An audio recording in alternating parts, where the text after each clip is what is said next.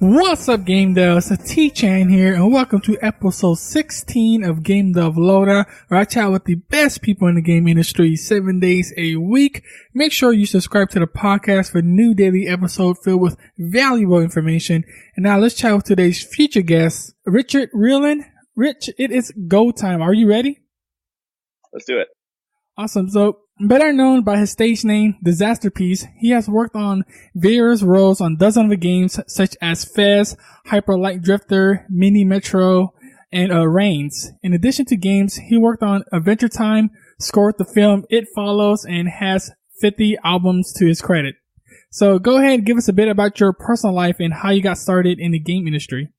Sure. So, been playing games since I was really young. And I started as a graphic designer, and that was kind of my path, and got into music late, probably as a teenager. Started playing guitar and stuff, and I was already off of college studying graphic design and getting more and more interested in music, and decided to drop out and do music instead. And I found a wanted ad on an internet forum to write some music for a game when I was probably like 19 or 20. And I wasn't even really thinking about writing music for games at that point, but it seemed like an interesting opportunity, and I tried it, and it was really fun, and the rest was history.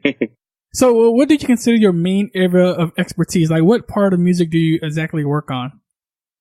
I like to move around and try different stuff. So I've done composition and production. I've done sound design. I've done audio direction for games. I've done implementation. I've done programming. So I mean, I don't know if I have a specific area of expertise, but I would say that of all the things, I've probably written music the most. That's probably been the most. So when writing music, what is something that we don't know about, but we should know about? Yeah, I guess what I would say, I mean, I don't know if this is be true for everybody, but for me, writing music can be really emotional. And, so yeah, I mean, that's something that I struggle with, and I try to give myself the benefit of the doubt and, take breaks and stuff. And if people had to teach themselves that skills, what resources would you recommend? The best resource for writing music is, I would say, is getting an instrument and just starting to mess around. And, your ears are really crucial to that process. And so, yeah, I mean, between that and, the internet is a golden resource these days, just YouTube videos and stuff. I mean, you can pretty much get into anything. So. Oh yeah. And there's so many, free music instruments online that you just, Google it and download it and just start messing around with it. What instrument do you, mainly play? I started as a guitar player, and then I kind of moved into piano, and I play a little bit of drums too, but, on the regular, I'm using a keyboard to write music these days. I heard that if you start with keyboard and you learn that first, everything else is easier. Is that true? I have no idea.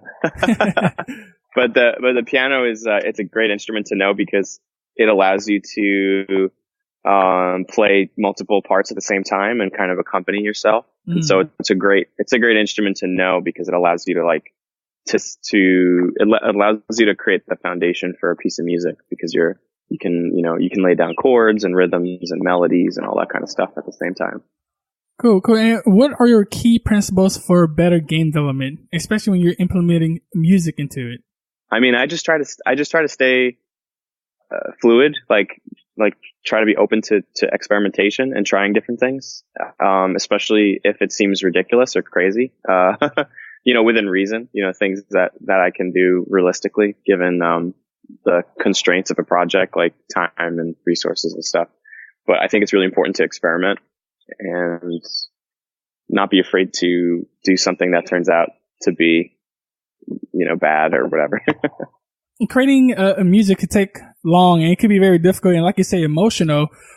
Give us a personal experience of your most difficult moment, and it could be like an obstacle or an emotion you have to overcome. Be detailed and give us that story. So I recently, last year, I finished the music for this game, Hyper Light Drifter, and I worked on that music on and off for about 2.5 years. And so that was a really difficult project to finish because when I started, I felt really close to that project, and like the first thing I wrote for that game turned out to be like really close to what we wanted. And so early on, it was very easy to kind of I think it was much easier to just write, and the things that would come out would really fit well. But by the end of the project, it had been so long in development that I found myself like kind of changing as a person and as an artist. And so working on the same project for a super long period of time, it was hard to maintain a certain style or consistency, because it felt like I was a different person by the end of the project. So finishing the project was hard because I had to try to like channel myself from like 2 years earlier. So it was pretty hard to do that. When you say change, like, can you be more specific? Like, I mean, like my interests, the kind of my headspace creatively, like the kinds of things that I was interested in and the kinds of things that I was exploring creatively had changed. And, a couple of years in my 20s, which are very like formative periods. So, personally, I was going through a lot of like, just like, changes in philosophy and lifestyle and that kind of stuff. So all of those things kind of like conspired to make it harder for me to, maintain sort of a similar voice, like it. And maybe, I don't know if that's necessarily bad, but it made it more difficult for sure.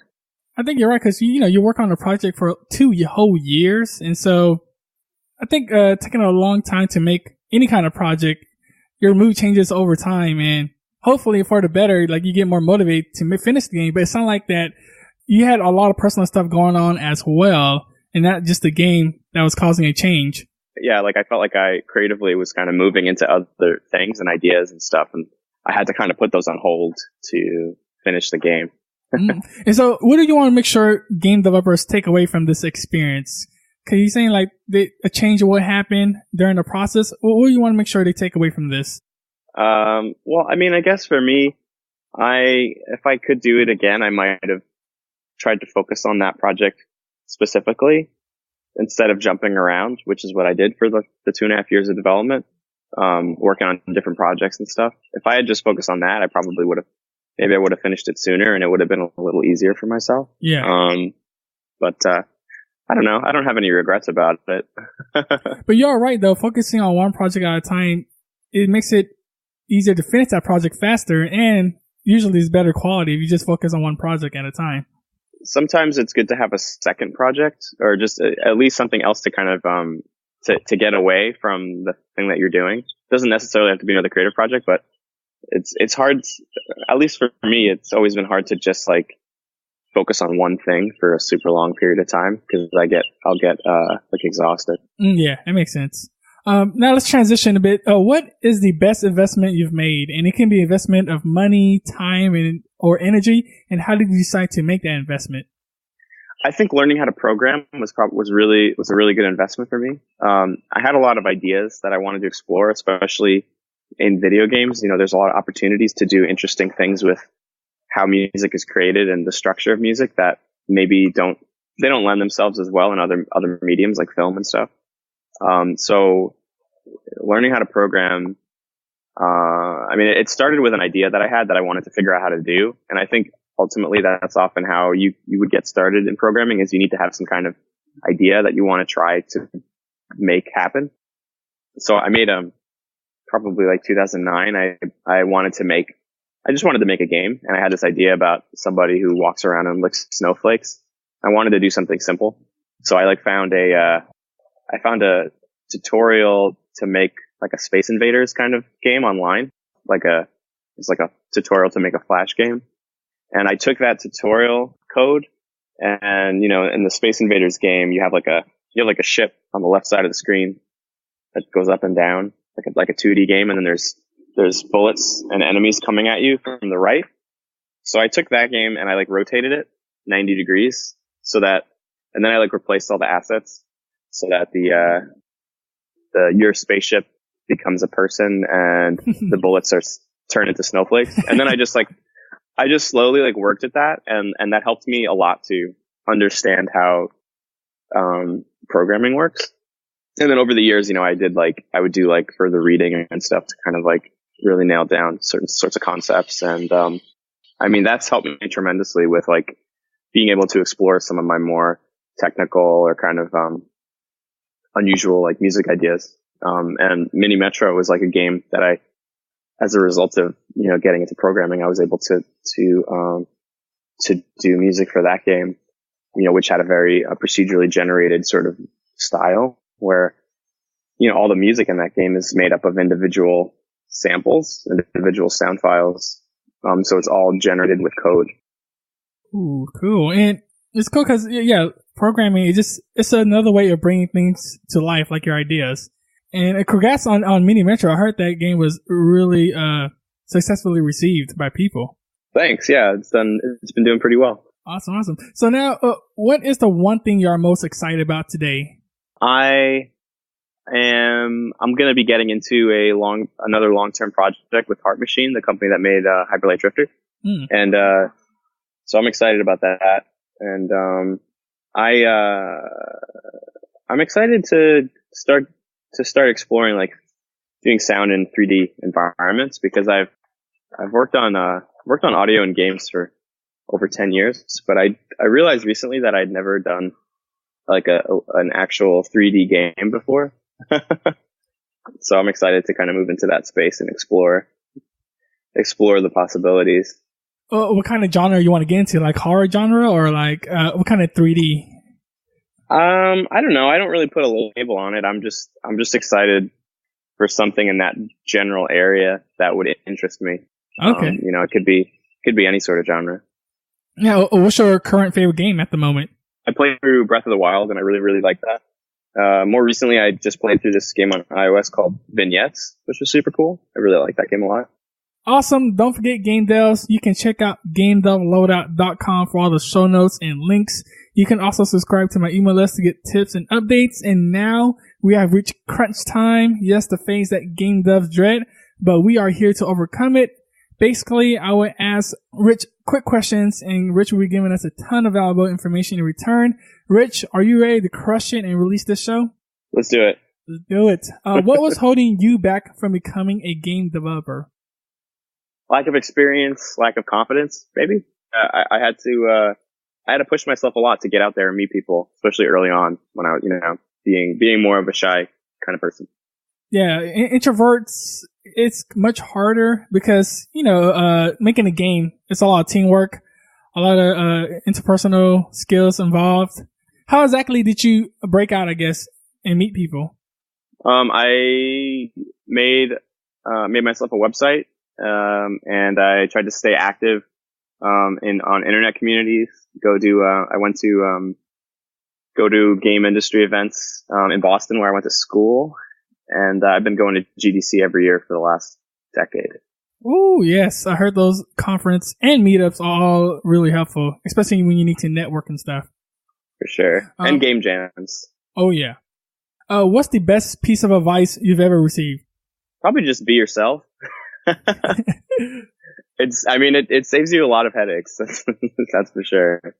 What's a personal habit that contributes to your success?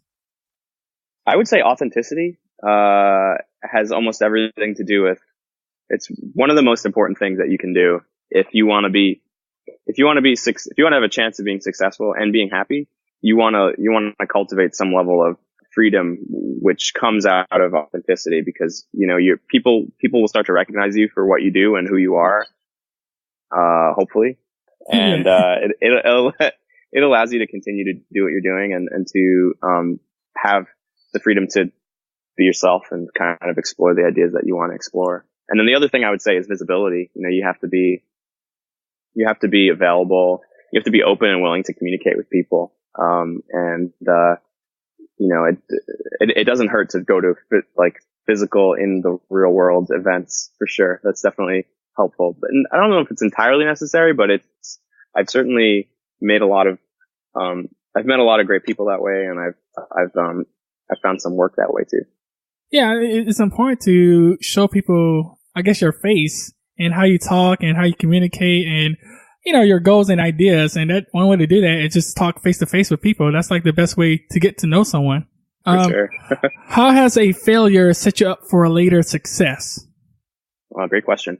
Well, I guess I don't know if I'd call this a failure, but when I was early on in my career, I got an opportunity to work full time at a game studio doing audio and sound, music.